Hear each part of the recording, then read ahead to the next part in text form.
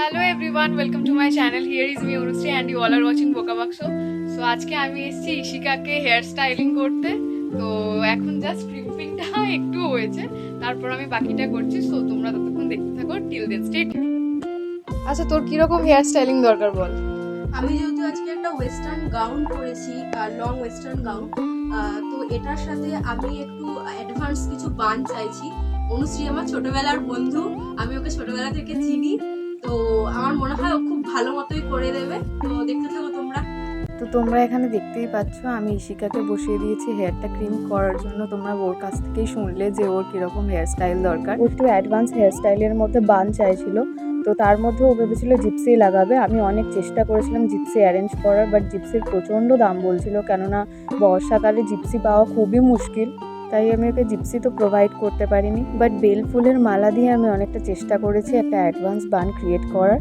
তো তোমরা এখানে দেখতেই পাচ্ছ আমরা অনেক গল্প করছিলাম, যেহেতু ও তোমাদেরকে বললো যে আমার অনেক ছোটবেলাকার বন্ধু, আমরা একসাথে স্কুলিং করেছি। তো এখানে ইশিকা, আমি আর ওর মা অনেক গল্প করছিলাম। কাকিমা খুবই ভালো মানুষ, আর দেখতেই পাচ্ছ আমাদের গল্পটা নেক্সট লেভেলে চলে গেছিলো। আমরা আড্ডা মারছিলাম, মজা করছিলাম, করতে করতে আমি হেয়ার স্টাইলটা করার চেষ্টা করছিলাম।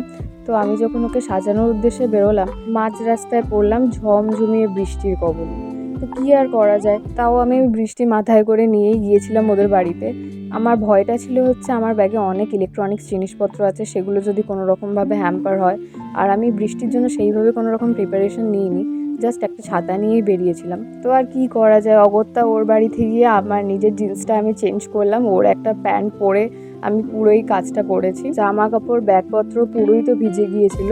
তো দেখতেই পাচ্ছ আমি এখানে ওর হেয়ারে শুধু ফ্রন্ট সেকশনটা ক্রিম করেছিলাম। তো ক্রিম করার পর আমি এখানে লাইন্স ক্রিয়েট করার জন্য এখানে একটা সেকশন নিয়ে সেখানে ব্যাক কোমিং করছিলাম। তো ব্যাক কোমিংয়ের পর আমি এখানে পাফ ক্রিয়েট করছিলাম। তো এর মধ্যেই আমরা অনেক ছোটোবেলার গল্প করছিলাম, স্কুলে কেমন দিন কাটাতাম। স্কুল লাইফটা কত তাড়াতাড়ি না শেষ হয়ে যায়, আর গোল্ডেন টাইমস বলতে তো আমরা স্কুল লাইফটাকেই চিনি, তাই না?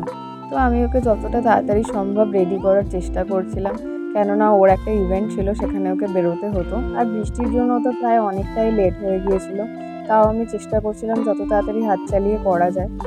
আমি এখানে প্রত্যেক কটা সেকশন খুব সুন্দরভাবে কাটিং করে আমি লাইন্স তুলছিলাম। তো দেখতেই পাচ্ছ আমি এখান থেকে ইউপেন্স নিয়ে নিয়ে লাইন ক্রিয়েট করছিলাম।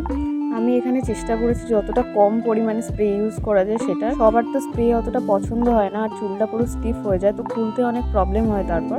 তাই আমি যতটা কম পারা যায় স্প্রে ইউজ করেছি। তো এখানে আমি নেক্সট সাইডটাও ব্যাক কমিং করছি।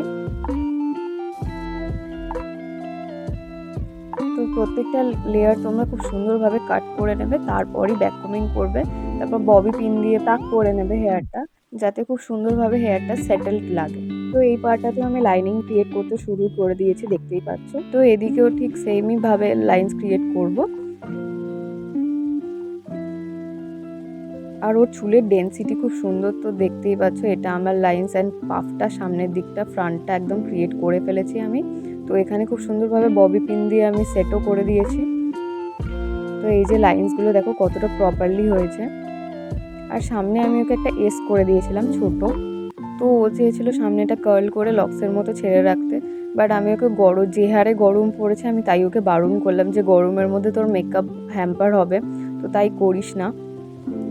তো আমার কথাই মেনে নেয়, সামনেটা একটা আমি এস করে দিয়েছিলাম ছোটোখাটো, দেখতেই পাচ্ছ। আর ব্যাকটায় পুরোটা এইভাবে বেনুনি টাইপের করে বেলি ফুলের মালা দিয়ে আমি ববি পিন দিয়ে টাক করে দিয়েছিলাম। বানটার মধ্যে আমি ছোট একটা ডোনাট ইউজ করেছি, দিয়ে হেয়ারটা জাস্ট পুরোটা বেনুনি টাইপের ছোট ছোট করে। তো এখানে দেখতেই পাচ্ছ বেলি ফুলের মালা দিয়ে আমি ছোট ছোট করে বেনুনি করে ইউপিন দিয়ে টাক করেছি। তো এই যে ওভারঅল লুকটা দেখতেই পাচ্ছ কতটা সুন্দর লাগছে ওকে। আমি না ভীষণভাবে ভিডিও শ্যুট করতে ভুলে যাই, তো আমি যখন ভুলে যাচ্ছিলাম তখন আমাকে ইশিকা মনে করিয়ে দিচ্ছিল, তুই ভিডিওটা শ্যুট কর, ভুলে যাচ্ছিস কেন বারবার। তো তারপর আমি এখানে বসিয়ে দিয়েছি কাকিমাকে, দেখতেই পাচ্ছ চুলটা স্ট্রেট করানোর জন্য। কাকিমা হঠাৎ করে ইচ্ছা হলো চুলটা স্ট্রেট করানোর জন্য, তো তাই আমাকে বললো আমি সমস্ত কিছুই প্রোডাক্টও নিয়ে যাই সাথে করে। আর হেয়ার স্ট্রেটনারও ছিল আমার সাথে, তাই আমি স্ট্রেট করে দিলাম চুলটা খুব সুন্দরভাবে। কাকিমা অনেক গল্প করছিল, আর কাকিমার অনেক চুল পাতলা হয়ে গেছে, অনেক চুল উঠে গেছে। একটা বয়সের পর জেনারেলি তো আমাদের চুল অনেক পাতলা হয়ে যায়, তো সেটাই কাকিমা আফসোস করছিল। বাট দেখো এখানে আমি চুলটা যতটা পেরেছি স্ট্রেট করার চেষ্টা করেছি, কেননা কাকিমার খুবই কার্লি চুল। তো আমি একটা জাস্ট সেটেল লুক দেওয়ার জন্য এই স্ট্রেটনিংটা করে দিয়েছি। তো এবার ওদের রিভিউটা শোনা যাক। আচ্ছা, দুজনের কেমন লেগেছে বলো আমার কাছে সেজে?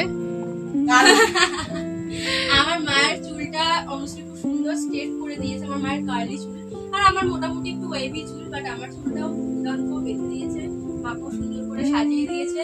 অ্যান্ড থ্যাংক ইউ এতটা সুন্দরভাবে সাজানোর জন্য। Most welcome, most welcome.